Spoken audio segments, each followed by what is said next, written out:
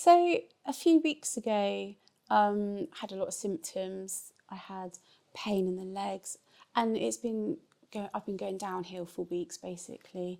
So I had a friend's wedding a couple of weeks ago, beautiful, which I struggled at really badly, to be honest. I had to sit down for a lot of it, struggled to walk.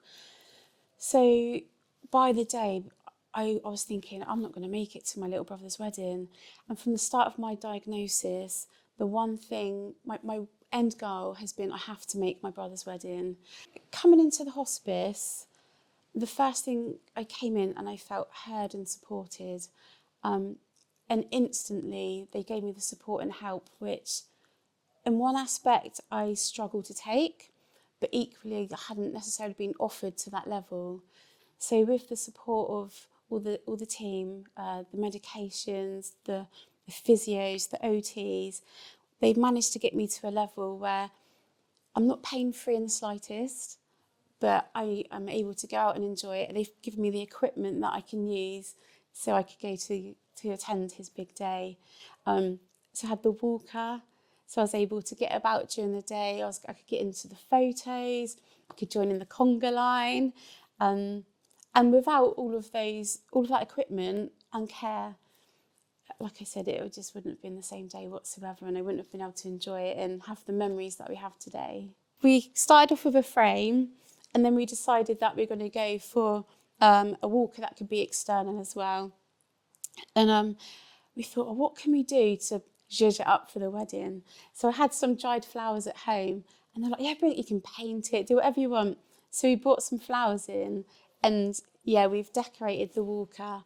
And we found a scarf in the gift shop, which I've purchased in support of the charity as well, which matched it perfectly. So all together, so we've got this bougie walker which fitted the theme of the wedding, and it was the star of the show of the day. Honestly, without the team here, I don't think I wouldn't have attended the wedding. And me and my cousin, we were flower girls at the wedding, and we did a dance to a song which no one had an idea about. And I've said it to so many people that without the team at the hospice, that wouldn't have been possible. And I'm so grateful, like myself and my family are so grateful for everything they've given us and enabled me to attend the wedding and enjoy it the way that we all did. It's only me and my brother, we're very close, so it meant so much to us, and I'm eternally grateful to all the staff here. You hear the word hospice and you think, oh, that's end of life. Like, it's quite a scary word, and as much as I thought it was a great idea, I had a lot of anxiety surrounding it, thinking, am I going to come out again? Like, and you just think, is it going to be a real clinical setting? How am I going to be cared for? What are the surroundings going to be like? So it was anxious. As much as I looked online and it looks brilliant, I think you're going to have those nerves and anxiety surrounding it. But when I first arrived here and flew through the door, quite literally, I tripped on the mat on the way in.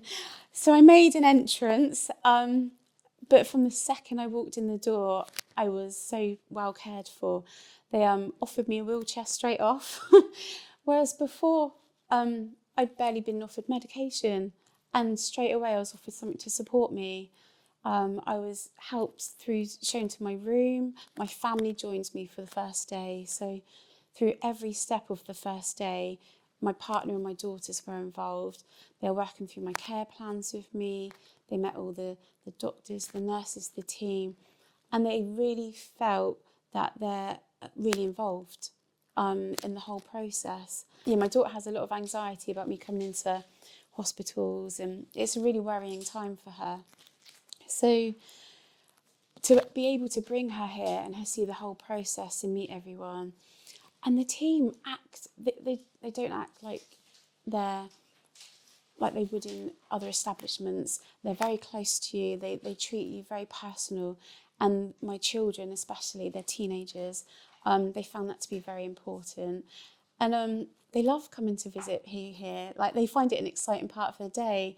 They get excited about what games they're going to bring down, what staff are on that day, are they going to catch up with their favourites. So all of those anxieties that I'd felt beforehand, by the end of the day, completely out of the window, and just felt so at ease. And it just feels like a family here. If I had to come back again, I'd be packed in seconds. A very important thing, especially when you're going through like a cancer diagnosis like myself, is you're passed around teams so many times, and you get little snippets of times of different teams and doctors, but it is a very small amount of time. But here, you're given the gift of time by people, and they come in, they sit with you, they chat with you. You feel very heard because they're taking everything on board, and because it is such a close team, then other team members, they know you, they know what you like, you know what you're going through. So even a little thing like they know to make you peppermint tea, you know, just little things like that. And I think it's so important for people, especially when you're end of life or on palliative care, to have that listening ear and people that care and understand what you're going through. You have friends and family which they can do their best and sympathise, but no one can really understand like the teams we have here. And I don't think I could be offered any better care than I have.